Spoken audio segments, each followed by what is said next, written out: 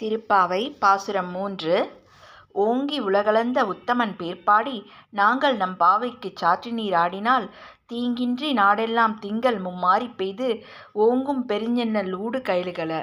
பூங்குவலை போதில் பொறிவண்டு கண்படுப்ப தெங்காதே புக்கிருந்து சீத்த முளைப்பற்றி வாங்கக் குடல் நிறைக்கும் வள்ளல் பெரும்பசுக்கள் நீங்காத செல்வம் நிறைந்தேலோர் எம்பாவாய். இதனுடைய பொருளானது, தோழியரே, மகாபலியிடம் 3 அடி மண் கேட்டு வாமன அவதாரம் எடுத்த பரந்தாமன் இந்த பிரபஞ்சத்தையே அளந்து தன்னுடையதாக்கி கொண்டான். அவனது பெருமை குறித்து பாடவும் பாவைக்கு மலர் சாத்தி வழிபடவும் நீராட கிளம்புவோம்.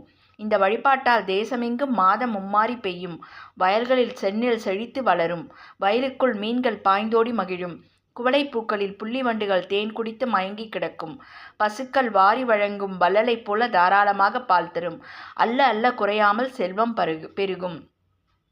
ஓங்கி உலகளந்த விக்கிரமனாகிய திருமாலை வணங்கினால் என்னென்ன கிடைக்கும் என்பதை ஆண்டாள் இப்பாடலில் பட்டியலிடுகிறாள். இங்கே தனது தேசப்பற்றை வெளியிடுகிறாள். தங்கள் ஊர் மட்டுமின்றி தேசமே செழிக்க மார்கழி நோன்பு வகை செய்யும் என்று கருத்து தெரிவிக்கிறாள்.